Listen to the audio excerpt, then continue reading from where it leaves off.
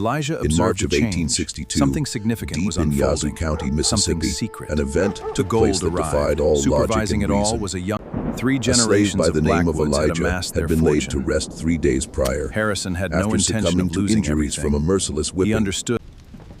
His owner, This is the Colonel Confederacy's Harrison future we're Blackwood, entrusting to your care. had made a point of I give you attending my the word. burial, These assets wanting will... to personally confirm Elijah that the understood body that had slavery been was not properly inevitable. interred. It was a system The upheld colonel by even violence. went so Southern far as states to purchase secede. the coffin, Force could be over. an Born into unusual bonds, act of Elijah was generosity chosen. that some He was interpreted trained to as be guilt, invisible but useful. while others He saw taught it as himself to merely read in safeguarding secret. the final This disposal Blackwood of his Manor property. encompassed 3,000 acres. However, Before the war, its on the value third evening exceeded following the interment, $400,000. Elijah Under walked out of three Riverside generations Cemetery, of Blackwoods had passed amassed their through the fortune. gates of Blackwood Manor, Harrison had and no intention initiated of a losing spree everything. of retribution He that understood would claim plantation 13 owners were lives, growing anxious. expose a If fortune slavery rooted in were bloodshed, abolished, they and would ignite a forfeit wave everything. of slave revolts that This Confederate authorities Blackwood Manor fought encompassed desperately to 3,000 contain. acres. Before the What war, actually its value transpired exceeded inside that grave? $400,000. How could a Under deceased man return? 3 generations of And what Blackwoods had horrific amassed their secret fortune. was so valuable that it Harrison warranted had murder no to intention of protect? losing everything. Before He we understood dive into the plantation startling owners were truth, growing anxious. drop a If comment letting slavery me were know which abolished, state you they hail would from. forfeit everything. Now, let's This travel anxiety- back to the very beginning of this saga. The Mississippi Delta in 1862 was a region consumed by conflict and apprehension. The Civil War had been dragging on for more than a year. Fort Sumter had surrendered in April of 1861, and the Confederacy had secured early triumphs at Bull Run and Wilson's Creek, successes that led Southern plantation owners to believe their rebellion would be swift. Yet, by the early months of 1862, the momentum had begun to shift. Union forces were advancing into Confederate territory from various angles. General Ulysses S. Grant had taken Fort Henry and Fort Donelson in Tennessee. New Orleans was on the verge of falling to Admiral Farragut's naval fleet, and the lengthy siege of Vicksburg, which would eventually choke the Confederacy, was drawing near. In regions like Yazoo County, situated in the core of cotton country, plantation owners were growing increasingly anxious, not solely due to the prospect of military defeat, but because of what that defeat would signify for their entire way of existence. Their riches were founded on slavery. Their social standing was tied to slave ownership, and their political influence relied on upholding the institution. If the Confederacy collapsed, if slavery were eliminated, they would forfeit everything, not merely their finances, but their very sense of identity, not just their assets, but the bedrock of their lives. This anxiety made them hazardous, made them willing to engage in actions they might never have considered during peacetime, and made them ruthless in ways that were shocking even to a society already accustomed to the casual brutality of slavery. Colonel Harrison Blackwood perfectly embodied this sense of desperation. At 47 years old, he had been raised within the plantation elite. His father had been the owner of Blackwood Manor before him, and his grandfather had carved the original estate from the wilderness back in 1798. 3 generations of Blackwoods had accumulated their wealth on the labor of enslaved individuals, and Harrison had no intention of being the one to lose it all. He had led a Confederate regiment during the war's initial months, fought at First Bull Run, and returned home in late 1861, citing chronic dysentery, though the reality was that he was simply terrified. He had witnessed Union artillery, had seen the face of modern combat, and had observed the industrial might of the North.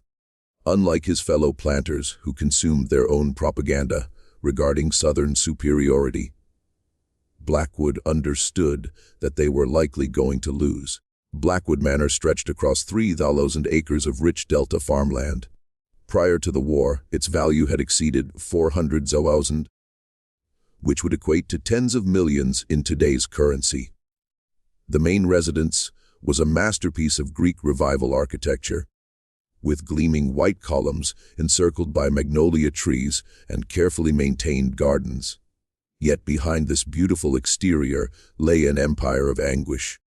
230 enslaved individuals toiled in the cotton fields, working 18-hour days during the harvest season, laboring in heat that regularly surpassed 100 degrees, and operating under overseers who believed that the whip was the only language slaves understood. They worked in conditions that resulted in the deaths of roughly 10% of the workforce each year. Losses that Blackwood simply compensated for by purchasing new slaves or forcing breeding among the existing population. Elijah had been born on Blackwood Manor in 1843, the son of a woman named Grace, who had been transported from Virginia as a teenager, and a father whose identity remained unknown, possibly one of the overseers, or perhaps Blackwood's own father. Elijah's light complexion indicated mixed ancestry, which brought both advantages and perils within the slave hierarchy. At age 7, he was chosen to work as a house servant, trained to attend to the main household, and to be both invisible and useful at the same time. This position granted him access to information that field slaves never obtained. He learned to read by observing Blackwood's children, with their tutors, memorizing letters and words, and practicing in secret despite the harsh penalties for slave literacy. By the time he was 15, Elijah could read newspapers, could grasp political discussions, and could comprehend the wider world beyond Yazoo County. This education made Elijah a threat to Blackwood, though the colonel failed to recognize it, because Elijah understood that slavery was neither natural nor unavoidable. He understood that it was a political and economic system, sustained by violence and legislation, and that it could be challenged, resisted, and potentially overthrown. Elijah observed the world transforming around him as the abolitionist movement gained strength in the North, as sectional tensions escalated, and as Mississippi and other southern states seceded following Lincoln's election. And he bided his time, waiting for the moment when the system might fracture enough for him to make his move. That opportunity started to take shape in February of 1862. Though Elijah didn't recognize it right away, Blackwood began receiving late-night visitors, 3 Confederate officers in dust-covered uniforms. They arrived in a closed carriage, clearly not wanting to be seen, and spoke in hushed tones within Blackwood's study. Elijah, serving brandy and maintaining the pretense of invisibility that house slaves had perfected, caught fragments of their conversation. He overheard words like gold and security and absolute discretion. He heard one officer say, "Richmond trusts you, Colonel. This is the Confederacy's future we're entrusting to your care." He heard Blackwood respond with assurances about his loyalty and the safety of his property. Following the officer's departure, Elijah observed a change in Blackwood's behavior. The colonel became nervous, excited, and fearful all at once. He spent hours composing letters that he burned immediately after finishing them, rode out to remote sections of the plantation that had no fields or structures, and served no apparent agricultural purpose, and engaged in intense, whispered conversations with his chief overseer, Cyrus Webb, conversations that ceased abruptly whenever anyone approached. Something significant was occurring, something secret, something that made Blackwood both greedy and terrified. The gold arrived on the night of February 28, 1862. Elijah was awakened at 2:00 a.m. by unusual sounds.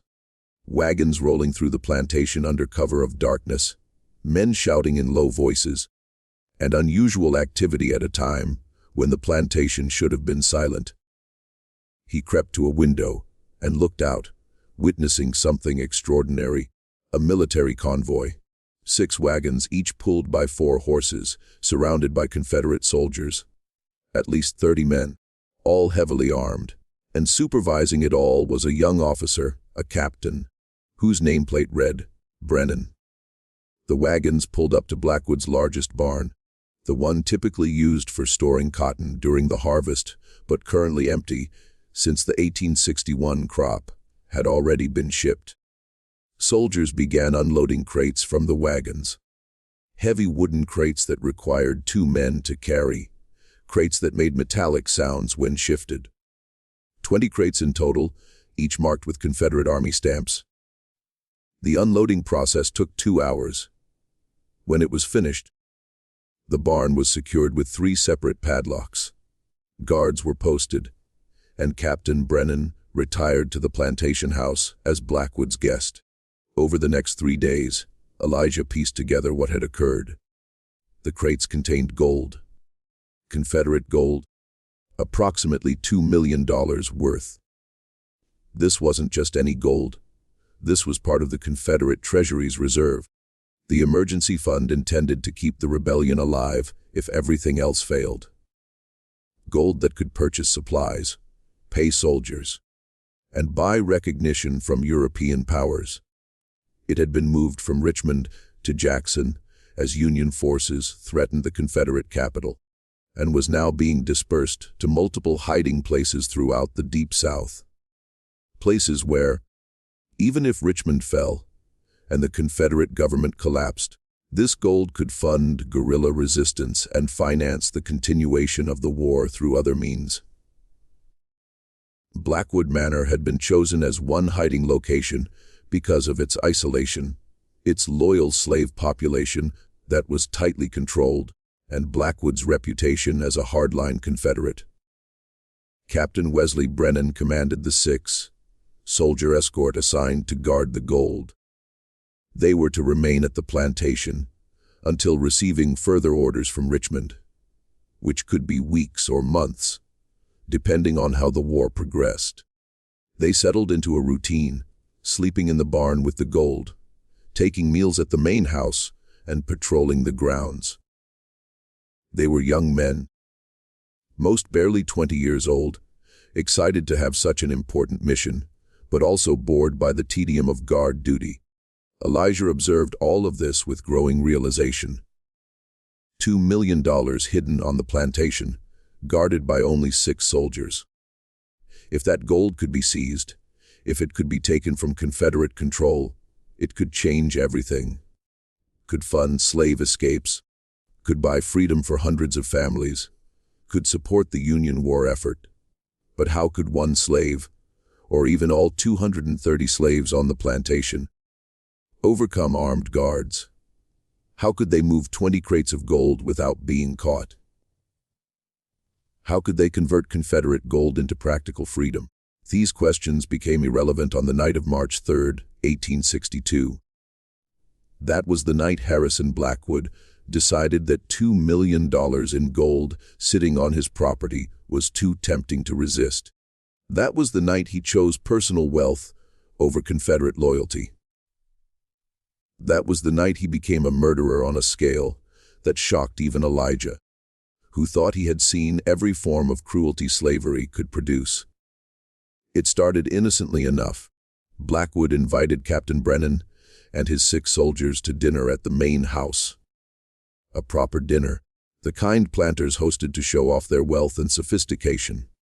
Multiple courses, fine wines, and expensive bourbon afterward. The soldiers, tired from weeks of travel and bored from guard duty, accepted eagerly. They washed up, put on clean uniforms, and came to the dining room with appetites and good spirits. They had no reason to suspect anything. Blackwood had been a gracious host, had provided everything they needed, and had seemed the model of Confederate hospitality and cooperation. The dinner progressed through multiple courses: oyster soup, roasted duck, sweet potatoes, fresh bread, bacon pie. The soldiers ate and drank, their initial formality giving way to relaxation. They told stories about the war, about battles they had witnessed, about friends who had died, and about hopes for Confederate victory. Blackwood encouraged them, refilled their glasses, and played the sympathetic host. The soldiers didn't notice that their bourbon came from a special decanter. didn't notice the slightly bitter aftertaste, and didn't realize until too late that they were drinking poison. The first soldier to react was a private named James Dockery, only 19 years old, from a small farm in Alabama. He had been in the middle of a story about his younger brother when his voice suddenly cut off. His hand went to his throat, his eyes widened in confusion and terror, and he tried to stand, knocking over his chair and stumbling. The other soldiers looked at him in confusion. Then another soldier convulsed, then another. Within 60 seconds, all 7 men were in distress, clawing at their throats, gasping for air, collapsing, and dying. Elijah watched from his position by the door, frozen in horror. He had seen violence before, had seen slaves beaten to death, had seen children sold away from their mothers, and had witnessed every casual cruelty of slavery. But this was different. This was calculated mass murder. This was Blackwood killing 7 men who had trusted him, who had eaten his food and drunk his liquor, who believed he was their ally. The soldiers writhed on the floor, some vomiting blood, some having seizures. One young soldier, couldn't have been more than 17, reached toward Blackwood with a pleading expression, seeking help, seeking explanation. Blackwood stood over him, watched him die, and showed no emotion whatsoever. When the last soldier stopped moving, Blackwood turned to Cyrus Webb, who had been standing guard at the door, and said, "Get Thomas, Marcus, Samuel, Daniel, and James. Tell them to bring shovels and chains. We have bodies to dispose of." Webb nodded and left. Blackwood then looked directly at Elijah and said, "You saw nothing. You were never in this room tonight. If you speak one word of this to anyone, I'll have you flayed alive and your body fed to the hogs. Do you understand?" Elijah, terrified, nodded and replied, "Yes, Master, I understand." Over the next 6 hours, Elijah was forced to help move the bodies. 6 men arrived: Thomas Riddle, Marcus Finch, Samuel Cross, Daniel Marsh, James Cutter, and Peter Stillwell. These were Blackwood's most trusted overseers and guards, men who had proven their loyalty through years of brutalizing slaves, men who wouldn't balk at murder if the price was right. And Blackwood was paying them well. Each man would receive 5,000 from the gold, once it was safely hidden, enough money to buy their own small plantations and ensure their silence. The bodies were dragged through the plantation under cover of darkness, loaded into a wagon, and driven deep into the swamp. The Yazoo swamps were vast, treacherous, and filled with quicksand and alligators. A perfect place to hide evidence. They found a spot where the water was deep and dark, where the bottom dropped away to unknown depths. Chains were wrapped around the bodies, heavy chains that would keep them submerged.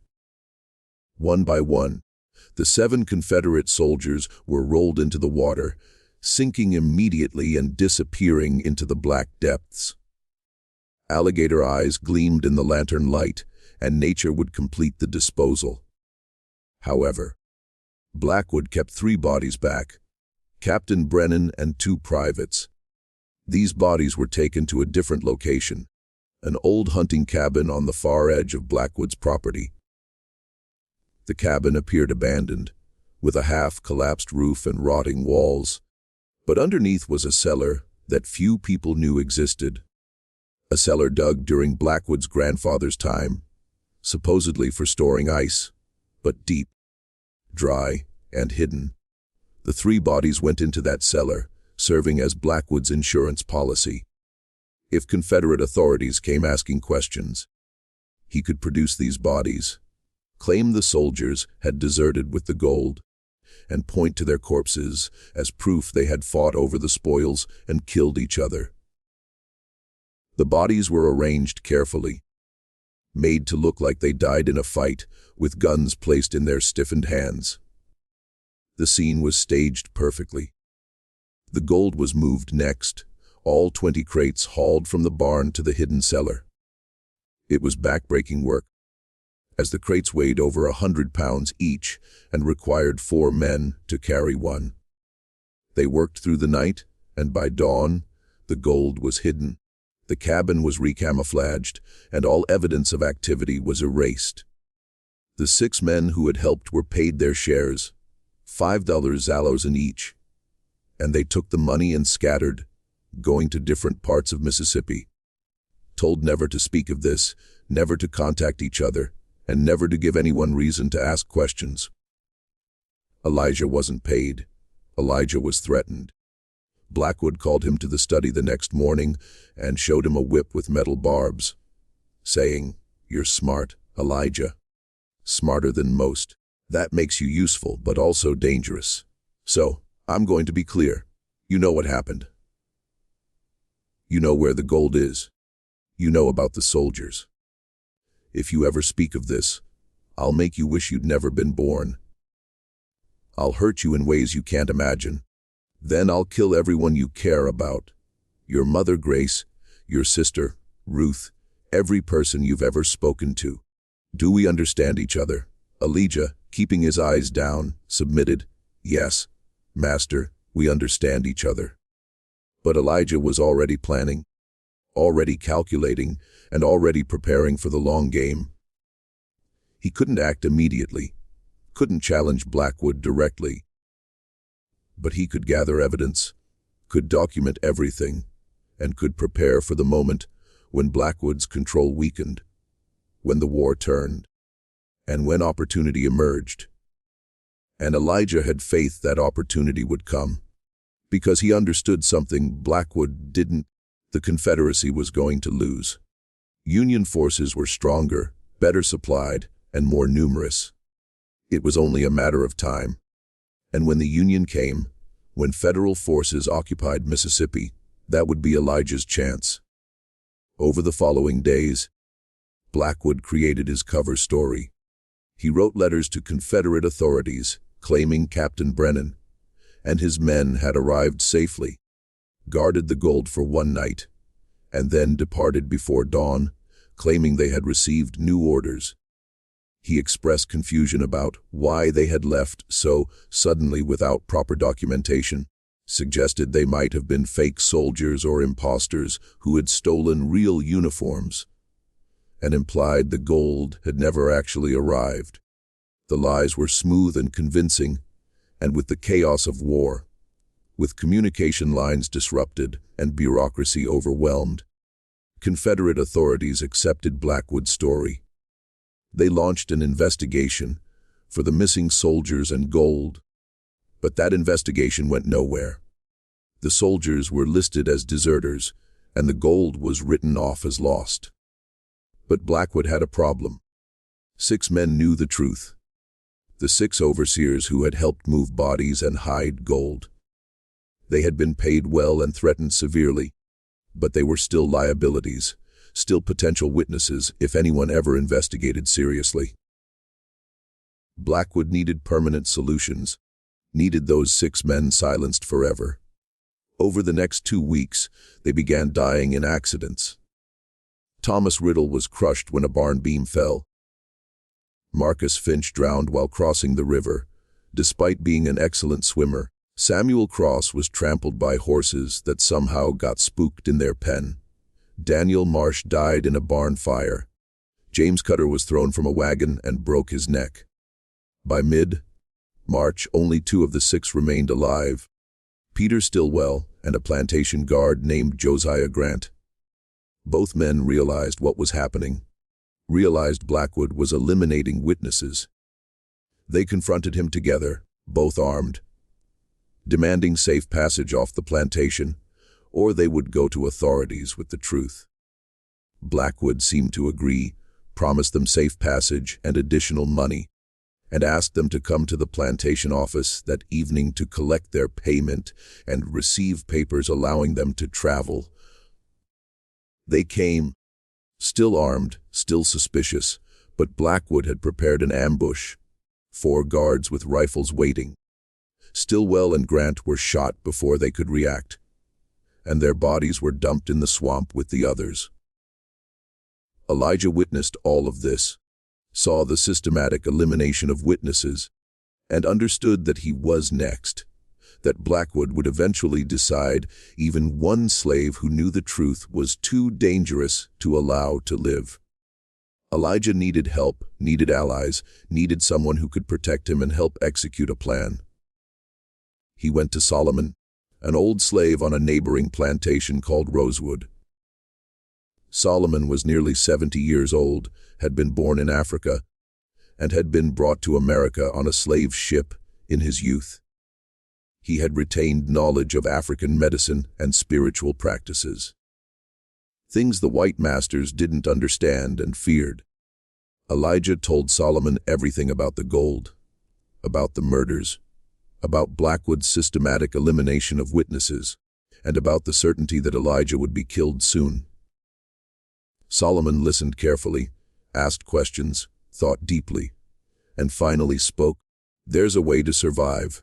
It's dangerous, might not work, but it's the only chance you have." He explained his plan. A drug derived from roots found deep in the swamp, a mixture that would slow Elijah's heart to almost nothing, would slow his breathing until it was imperceptible, and would create the appearance of death so convincing that even doctors would be fooled. Elijah would take this drug when Blackwood came for him, would appear to die, would be buried, and 3 days later Solomon would dig him up with an antidote that would reverse the drug's effects and bring him back from apparent death. "Why 3 days?" Elijah asked. Solomon smiled grimly and replied, "Because that's how long the drug lasts. Any sooner and you wake up in the coffin. Any later and the drug becomes permanent. 3 days exactly. That's the window." Elijah understood the risks. The timing had to be perfect.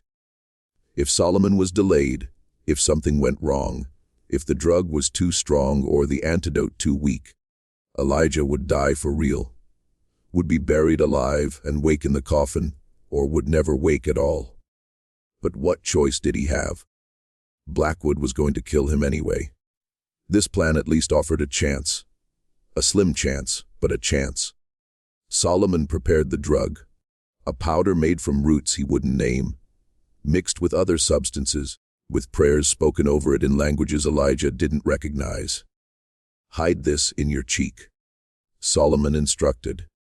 "When Blackwood comes for you, when you know death is imminent, bite down on it. Let it dissolve under your tongue. Your heart will slow. Your breathing will stop. You'll feel yourself slipping away. Don't fight it. Let it take you.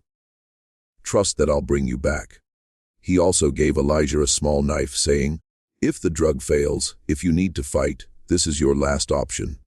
Elijah's moment came on March 12, 1862. Blackwood called him to the study and said he needed help moving something. Something heavy, something important, and asked if Elijah would come with him tonight. Of course Elijah would. He had no choice. He hid the powder packet in his cheek, concealed the knife in his boot, and prepared himself mentally for what was coming. That night, he and Blackwood rode out to the hidden cabin. Blackwood said the gold needed to be moved again, claiming Union forces were getting too close, and they needed to relocate it to an even safer location. They began loading gold bars into a wagon, exhausting work, as the bars weighed 30 pounds each. After an hour, both men were sweating despite the cool March night. Blackwood offered Elijah water from a canteen, and Elijah drank. The water tasted normal, but within 5 minutes Elijah felt dizzy. His vision blurred, his legs weakened. Poison. The same poison Blackwood had used on the Confederate soldiers. Elijah's limbs grew heavy, and he tried to reach for the knife in his boot, but his fingers wouldn't work. He collapsed. Blackwood stood over him and said, "I'm sorry, Elijah. Truly, you're a smart boy, but you know too much. Can't risk it. You understand." As darkness closed in, as his body shut down from the poison, Elijah managed one final act. He bit down on the powder packet, felt it break, felt the bitter taste spread through his mouth. the drug mixing with the poison in his system. His heart, already slowing from the poison, slowed further, and then stopped. Blackwood checked his pulse at the neck and at the wrist, found nothing, and said, "Dead." "Good." Blackwood dragged Elijah's body into the woods, 50 yards from the cabin, left it there, and returned to finish moving the gold alone. The body was discovered the next morning by field slaves walking to their work. They recognized Elijah immediately and ran to report it. The overseer on duty, a new man named William French, who hadn't been involved in the murders, came to investigate and found Elijah cold and stiff. No pulse, no breath, no response, definitely dead.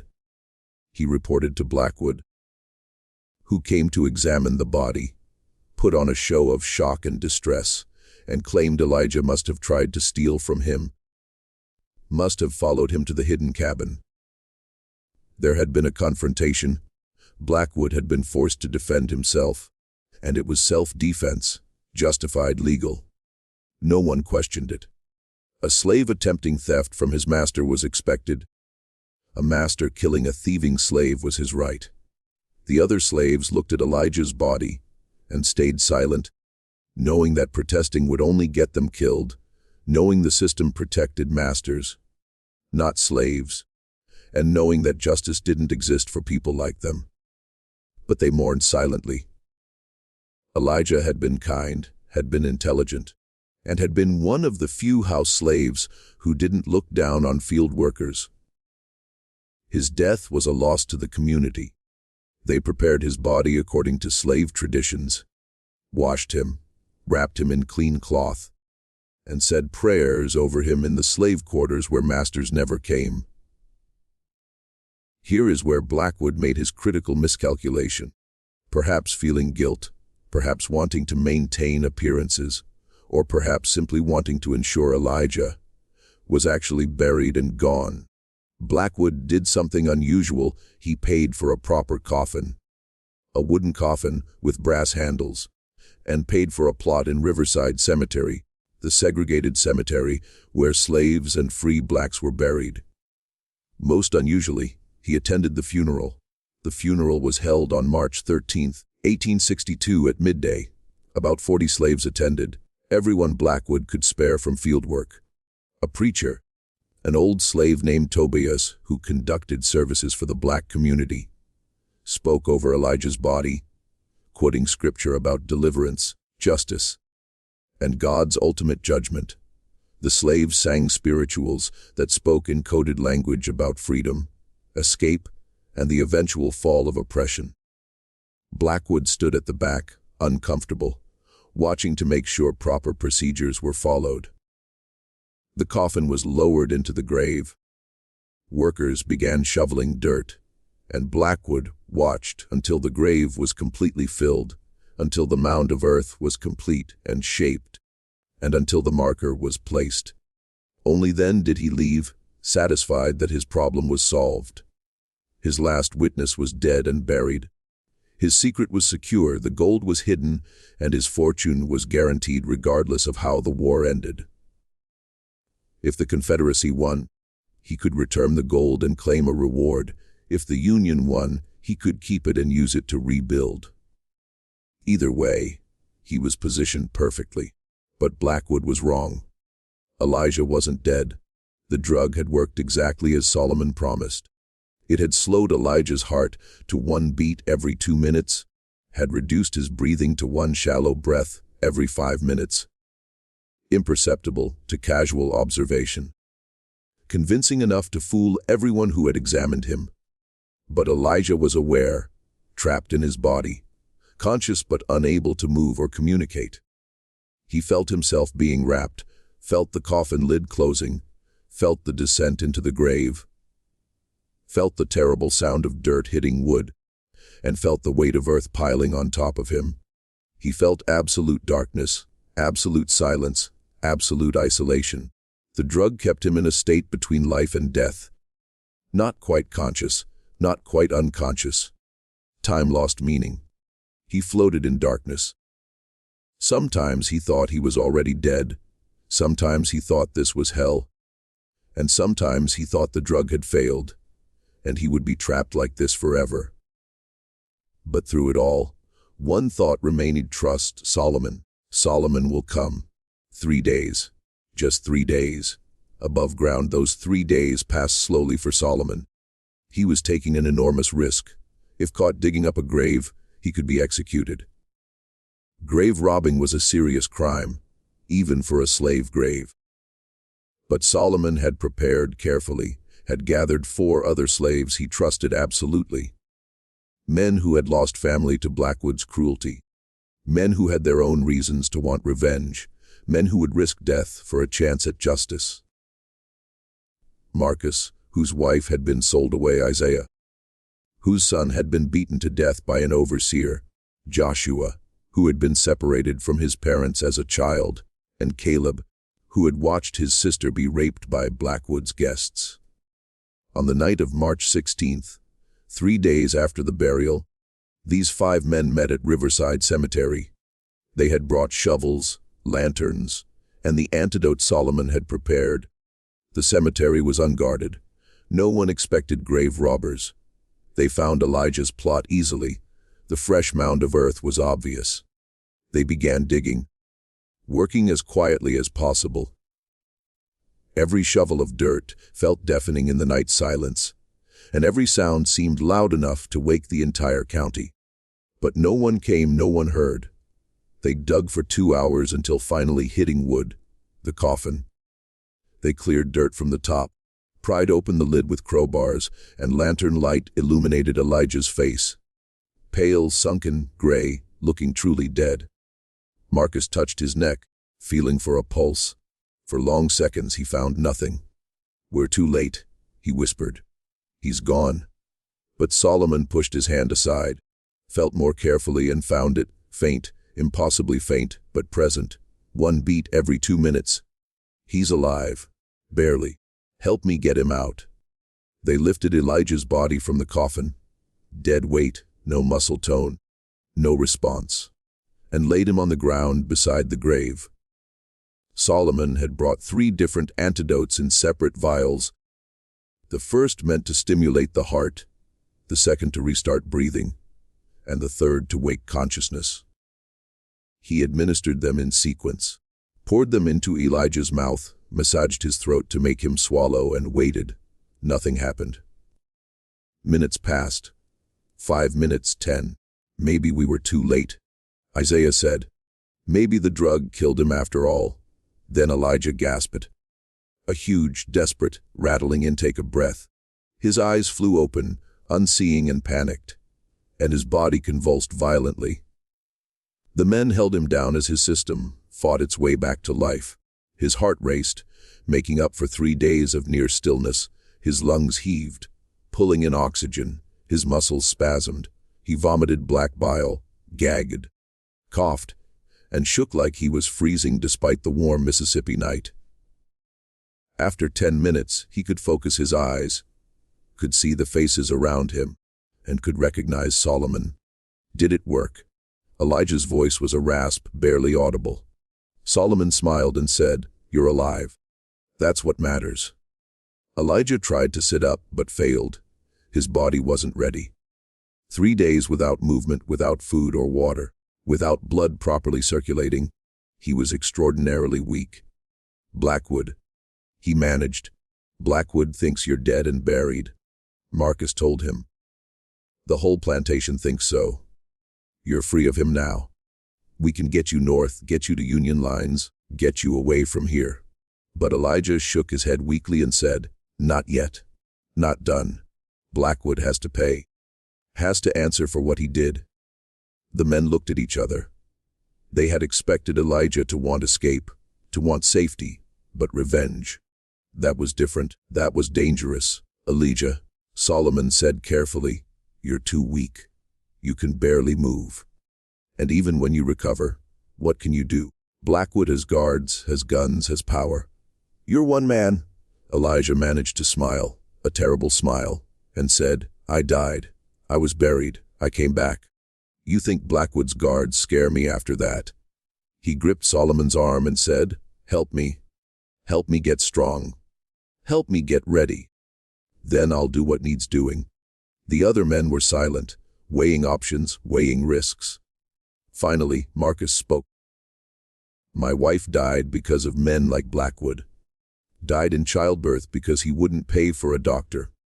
If you're going after him, I'll help."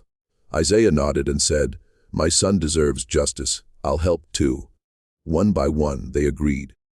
This wasn't just about Elijah. This was about every slave who had suffered, every family that had been destroyed, and every life that had been stolen by the plantation system. They filled in the grave, made it look undisturbed, and carried Elijah deep into the swamp to a hidden camp where escaped slaves lived, a maroon community that had existed for decades. Perhaps 30 people lived there, families who had run away, individuals who had chosen freedom in the swamp over slavery on plantations. They survived by hunting, fishing, and occasionally raiding plantations for supplies. They welcomed Elijah, made space for him, and shared food and medicine. Over the next week, Elijah recovered slowly. His body had been through trauma. The poison, the drug, 3 days of near death. He was emaciated and weak, but he was young and strong. With food and rest, he regained strength. More importantly, he planned his revenge, planned how to expose Blackwood, planned how to take the gold, and planned how to use that gold to help his people. This wasn't just about killing Blackwood. This was about destroying everything he represented, about proving that the powerful could be brought down, and about showing that slaves weren't powerless victims, but people who could fight back. The first target was Cyrus Webb, chief overseer. The man who had helped poison the Confederate soldiers, who had helped dump bodies in the swamp, and who had participated in every cruelty for 20 years. Webb lived in a small house on the plantation's edge, lived alone because his wife had left him years ago, unable to tolerate his cruelty. On the night of March 23rd, Webb came home from his rounds, drunk as usual, unlocked his door, and lit a lamp. Never saw Elijah waiting in the shadows, never had a chance to scream before a rope was around his neck. Elijah pulled tighter, held it, watched Webb's face turn purple, watched his eyes bulge, and watched life leave. When Webb was dead, Elijah positioned the body in a chair, left the lamp burning, and carved 3 words into the table: "The dead rise." Webb's body was discovered at dawn when workers came for assignments. Panic spread immediately. How had someone gotten into a locked house? How had they killed a strong man without any sign of struggle? And what did that message mean? Blackwood was informed, came to investigate personally, saw the body, saw the message, and felt fear for the first time in years because he recognized the implication. But it was impossible. Elijah was dead, buried, gone. This had to be someone else, some other disgruntled slave seeking revenge. Nothing to do with him. Nothing to do with the gold or the murders.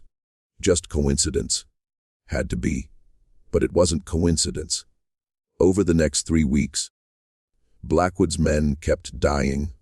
Thomas Riddle found in his bed with his throat cut, with the message carved into the headboard: "The dead rise." James Cutter beaten to death with a shovel in the barn where he worked. Marcus Finch drowned in a water trough despite being an excellent swimmer. Samuel Cross pushed from a barn loft, his neck broken. Daniel Marsh poisoned with the same substance Blackwood had used on the soldiers. William French, the overseer who hadn't been involved in the original murders, but had taken over Webb's position, shot through a window while eating dinner. Josiah Grant, one of the 2 men who had fled earlier, tracked down 20 miles away and found dead in a barn with the message carved into the wall beside him.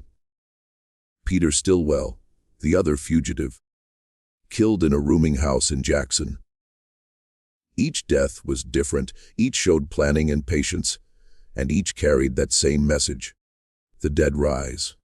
Blackwood hired bounty hunters, professional slave catchers, men who specialized in tracking and killing, and offered huge rewards, promising 1,000 Zousers for whoever found the killer. The bounty hunters searched, found nothing. 2 of them disappeared, their bodies discovered a week later in the swamp, partially eaten by alligators, with the message carved into nearby trees. The remaining bounty hunters quit, saying the plantation was cursed, that there was something unnatural happening, and that no amount of money was worth this. Blackwood's workforce collapsed. Slaves refused to work, refused to stay in their quarters at night, started building barricades, and started carrying improvised weapons. The ones who could fled to other plantations or into the swamp. The ones who couldn't fled huddled together and waited in terror, not knowing who would die next. The white community of Yazoo County was equally terrified. News spread of the killings, of the mysterious message, and of the apparent inability to catch whoever was responsible. Some whispered about voodoo, about African magic, about slaves calling up spirits to take revenge. Others insisted there had to be a rational explanation. A gang of runaway slaves working together, perhaps supported by Union agents, may be part of a broader plot to destabilize Mississippi's plantation system. Confederate authorities sent investigators, but they found nothing useful. Too many suspects, too little evidence, too much chaos. By mid-April, 11 of Blackwood's men were dead. The plantation had effectively ceased operations, fields lay unplanted, buildings fell into disrepair, and Blackwood himself was a prisoner in his own house. He had barricaded himself in his study, slept in short bursts with loaded guns on his desk, and his health collapsed. He lost 40 pounds, his hair went completely white, his hands trembled constantly, and his eyes were sunken and haunted. He knew, deep down he knew, it was Elijah. Somehow, impossibly, Elijah had survived, had come back, and was hunting him systematically. But Blackwood couldn't admit this, couldn't acknowledge he had failed to kill a slave, couldn't confess to the murders that would explain why Elijah wanted revenge. So, he suffered in silence, waiting for the death he knew was coming. Then on April 20th, 1862, salvation arrived, or so Blackwood thought. A unit of Union cavalry rode into Yazoo County, advanced scouts for the forces that would eventually besiege Vicksburg. They were gathering intelligence about Confederate positions and supplies, looking for anything useful to the Union war effort, and looking for loyal Unionists and slaves who could provide information. Their commander was Captain William Terrell, a career officer from Pennsylvania, tough and pragmatic. Elijah saw opportunity, emerged from hiding, approached the Union camp at night, and told Captain Terrell he had information about Confederate gold, about murders, and about crimes that needed answering for. Terrell was skeptical. He had heard 100 wild stories since entering Mississippi. Slaves often exaggerated or invented information, hoping to gain favor or protection. But Elijah was specific, giving details, locations, and names. Terrell decided to investigate. The next day, April 21st, Terrell and 20 soldiers rode to Blackwood Manor and demanded to search the property. Blackwood, desperate and terrified, initially refused, claiming this was Confederate territory and Union forces had no authority. But Terrell was in no mood for debate. "I have 20 armed men. That's all the authority I need. Now you can cooperate and make this easy, or you can resist and make this hard. Your choice." Blackwood chose cooperation, sending word to the few guards he had left to hide the gold, to move it quickly before the Yankees found it. But Elijah was guiding the Union soldiers, leading them directly to the hidden cabin, to the cellar beneath. They arrived before Blackwood's men could move anything and found the gold, all 20 crates. They also found the 3 bodies Blackwood had kept as insurance, Captain Brennan and 2 privates, still in Confederate uniforms, still arranged in their staged scene, identifiable despite decomposition. Terrell examined everything, read the Confederate Army stamps on the crates, counted the gold bars, studied the bodies, and understood immediately what had happened. This wasn't just theft. This was murder of Confederate soldiers, theft of Confederate treasury funds. Even by Confederate law, these were capital crimes. Even in the chaos of war, this was inexcusable. Terrell arrested Blackwood on the spot, and also arrested the 3 remaining guards who had been trying to move the gold. All were taken to the Union camp under heavy guard. Word of the gold discovery spread rapidly. Within days, federal authorities from Jackson arrived, and a judge advocate came to determine proper legal proceedings. Technically, Blackwood should be tried by Confederate courts, since these were Confederate soldiers and Confederate property, but the Confederacy didn't control this territory anymore. Union forces occupied Yazoo County, and Union military law applied. The decision was made. Blackwood would be tried by a Union military tribunal, charged with murder of 7 Confederate soldiers and theft of Confederate government property. If convicted, he would hang. The trial was held on May 10, 1862, in a commandeered courthouse in Yazoo City. The proceedings were swift but thorough. The prosecution presented overwhelming evidence.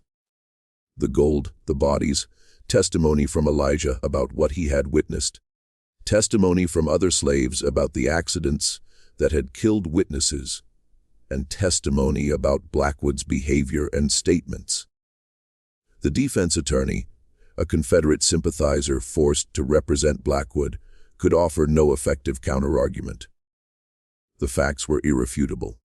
The verdict came on May 12th, guilty on all counts. The sentence was death by hanging. Blackwood and his 3 guards would be executed together, with the execution date set for May 15, 1862, 3 days away. Blackwood spent those final days in a cell, writing letters to his wife who had fled to relatives in Alabama when the Union arrived, writing justifications, claiming he had acted to save Confederate resources from Union seizure, claiming the soldiers had been deserters who threatened him, claiming everything was a misunderstanding. But no one believed him, no one cared. His time had run out. On the morning of May 15, 1862, 4 gallows were constructed in the public square of Yazoo City. A crowd gathered. Union soldiers, freed slaves, local citizens. Everyone wanted to see the execution of Harrison Blackwood, the man who had been so powerful, so feared, so certain of his superiority, now reduced to a condemned criminal in a Union noose. The 4 men were led out, hands bound, faces pale. Blackwood's guards broke down, wept, and begged for mercy. Blackwood remained stoic, silent, perhaps in shock, perhaps simply accepting the inevitable. The nooses were placed. The sentence was read, and Captain Terrell asked if any of the condemned had final words. The 3 guards said nothing, but Blackwood spoke. His voice was steady and clear. I regret nothing. I acted to preserve Southern wealth from Northern aggression. I would do it again. The Confederacy will prevail. You Yankees will hang for your crimes against our nation. Brave words, defiant words, but hollow. Because everyone knew the Confederacy was losing, and everyone knew Blackwood had died not for the Southern cause, but for personal greed. The trap doors opened, and the 4 men dropped. 3 died instantly. Clean breaks, quick deaths. But Blackwood's rope was slightly too long. He didn't die immediately. He strangled slowly, kicked and twisted for almost 2 minutes. Some said it was incompetence, poor measurement of the rope length. Others said it was deliberate, that the Union hangmen wanted Blackwood to suffer, that a quick death was too merciful for a man who had murdered 7 soldiers and countless slaves. Either way, Blackwood died hard. His body was left hanging for an hour as a warning. then cut down and buried in an unmarked grave in the Confederate section of Riverside Cemetery. Buried without ceremony, without marker. Just a hole in the ground for a man the Confederacy wanted to forget. But there was one final piece of unfinished business. One of Blackwood's accomplices had escaped, a man named Josiah Grant, who had fled before the Union arrived, who had made it to Confederate lines, and who was hiding in Vicksburg, thinking he was safe. Elijah tracked him there, entering the city disguised as a slave belonging to Confederate officers. He found Grant in a boarding house, found him drunk and scared, and talking too much about gold and murders. Elijah waited until Grant was alone, until night had fallen and the city was quiet. Then he entered Grant's room. Grant never had time to scream, never had time to understand what was happening. Just felt hands around his throat, felt the life being choked out of him. His last vision was Elijah's face, the face of a dead man, the face of vengeance. When Grant was dead, Elijah carved the message one final time into the wall beside the bed. The dead rise. Then he left, walked out of Vicksburg, and returned to Union lines. 13 men dead, Blackwood and all his accomplices. The account balanced. Justice served. The Confederate gold was seized by federal authorities and legally became property of the United States government. $2 million was a significant windfall. Could fund operations, pay soldiers, buy supplies.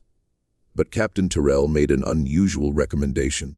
He suggested the gold be used for Reconstruction efforts in Yazoo County, specifically to help the freed slave population, to build schools and churches, to provide capital for businesses, and to fund the transition from slavery to freedom. His argument was persuasive. The gold had been stolen from Confederates by Confederates, had been protected by a slave who had risked everything, and using it to help freed people seemed appropriate, just, right. The Treasury Department in Washington considered the request, debated, and finally agreed. Within a year, 3 schools for freed people had been established in Yazoo County. A church was built. A bank was chartered that would provide loans to black farmers and businessmen, and processing facilities were constructed that let farmers sell crops directly to markets instead of through plantation owners. The gold that Blackwood had stolen and killed for became the foundation of a new economic system, one that gave former slaves real opportunity, real hope, and real freedom beyond just legal emancipation. Elijah became a prominent figure in the freed community, using his experience and intelligence to help others navigate the complex new world. He testified at multiple trials of Confederate officials accused of crimes against slaves, and his testimony helped convict dozens of men who thought they would never face justice. He helped establish some of the schools funded by the Confederate gold, taught reading and writing to adults who had been denied education under slavery, and became a minister, a community leader, and a symbol of resistance and survival. In 1865, when the war ended and slavery was abolished throughout the nation, Elijah was 22 years old. He had lived through the worst of slavery, had witnessed and experienced horrors, had died and been reborn, and had taken terrible revenge. But he had also helped build something new, had helped transform his community, and had used his pain and anger constructively. Over the following decades, he continued this work. He married, had 5 children, lived to see them grow up free, lived to see his grandchildren attend universities, and lived to see possibilities he had never imagined as a slave. Elijah died in 1910 at age 67. By then, he was a respected elder, a man whose story was told and retold. The slave who came back from the dead, the man who brought down Colonel Blackwood, the hero who turned stolen gold into schools and churches. His funeral was attended by hundreds of people, black and white, people whose lives he had touched, people who owed their education, their businesses, and their opportunities to the work he had done. They buried him in Riverside Cemetery, not far from where he had been buried the first time. But this time, there was no secret resurrection planned. This time, he rested peacefully, his work completed, his account settled. The legend that grew up around Elijah focused on the supernatural aspects. The death and resurrection, the ghostly revenge, the message, the dead rise, that terrorized Blackwood's men. These stories spread throughout the South, were told by freed people to their children and grandchildren, and became part of the folklore of resistance, part of the mythology of liberation. Some versions said Elijah was 7 feet tall, that he could appear and disappear like smoke, that bullets passed through him without harm, and that he was immortal. Exaggerations, but exaggerations based on truth, based on the reality that Elijah had done something extraordinary, had challenged and defeated one of the most powerful men in Mississippi, had survived when everyone thought him dead, and had brought justice when the legal system offered none. The white community of Yazoo County tried to suppress and distort the story. After Reconstruction ended and former Confederates regained political control, they rewrote local history, claiming Blackwood had been murdered by Union forces, claiming the gold story was Yankee propaganda, claiming the slave killings had been exaggerated or invented, and claiming Blackwood had been a patriot and martyr. These lies were taught in schools, printed in newspapers, and carved into monuments. Within a generation, most white families in Yazoo County believed the false narrative, believed their ancestors had been victims rather than perpetrators. The usual lies that communities tell themselves to avoid confronting uncomfortable truths. But in the Black community, the real story remained, was passed down carefully, and was preserved as testimony. My great-great-grandfather knew people who had been slaves on plantations near Blackwood Manor, who had witnessed the panic as Blackwood's men kept dying, who had celebrated when Union forces arrived and arrested him, and who had watched the hanging and felt that justice, delayed and imperfect, but real, had finally come. That testimony was passed down through generations, kept alive, preserved. A reminder that resistance was possible, that oppression could be fought, and that even the most powerless could find power if they were brave enough and strategic enough. Today, if you visit Yazoo County, Mississippi, you won't find much physical evidence of these events. Blackwood Manor burned in 1863 when Confederate forces retreated ahead of Union occupation. The land was subdivided after the war, sold off piece by piece, eventually became farmland and later residential developments. The hunting cabin where the gold was hidden has long since rotted away. No traces remain, but Riverside Cemetery still exists. Elijah's original grave is there, the one he was buried in the first time, empty now, but marked with a simple stone placed by his descendants in 1925. It gives his name, dates, and a single line, "He rose that others might rise." A subtle reference to the resurrection story, a reminder of what he accomplished. Occasionally, visitors leave tokens at the grave, coins, flowers, small written prayers, acknowledgments of a man who refused to accept injustice even after death. Local historians have complicated relationships with this story. Some embrace it as important heritage, document it carefully, and include it in historical tours. Others dismiss it as exaggerated legend, pointing out that details can't all be verified, noting inconsistencies in various tellings, and suggesting the whole thing might be fabricated or dramatically enhanced for political purposes during Reconstruction. And they're not entirely wrong. The story has certainly grown in the telling. Details have been added, supernatural elements have been emphasized, and some aspects are probably more legend than fact. But the core remains documented. Union military records confirm the gold seizure at Blackwood Manor on April 21, 1862. Confirm the discovery of 3 bodies identified as Confederate soldiers. Confirm Blackwood's arrest and trial. Confirm his execution on May 15, 1862. And confirm testimony from a slave named Elijah about murders and theft.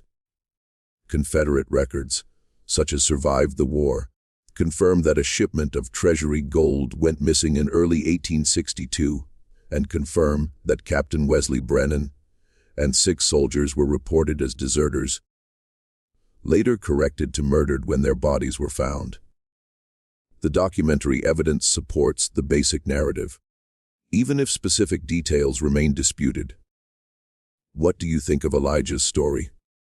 Do you believe he actually died and was resurrected by African medicine? Or was it an elaborate ruse that grew into legend? Do you think his campaign of revenge was justified? 13 men dead by his hand or at his direction. Does that make him a hero, or a murderer, or something more complex? Leave your thoughts in the comments. Tell me if your family has similar stories passed down through generations. Stories of resistance, of survival, of justice claimed rather than granted. These histories matter. They need to be remembered, need to be told, and need to be preserved so future generations understand that freedom has always been fought for, has always required courage and sacrifice, and has always demanded that someone stand up and say, "Enough," that someone refuse to accept oppression even when the cost is death. Elijah did that, literally died, and came back to finish what he started. Whether you interpret that literally or metaphorically, the message remains the same: the powerful are not invincible. The system is not eternal. Resistance is possible. And justice, however delayed, can come. If you enjoyed this deep dive into dark history, subscribe to the channel and turn on notifications so you don't miss future stories about resistance, survival, and the fight for freedom. Share this with someone who appreciates history, that doesn't sanitize the past, that acknowledges complexity and moral ambiguity, and that tells difficult truths even when they're uncomfortable. Until next time, remember, the dead don't always stay buried. The past doesn't stay past. The stories we try to silence have a way of rising, of demanding to be heard, of reminding us that justice delayed might be justice denied. But sometimes it's just justice waiting for the right moment. Until next video.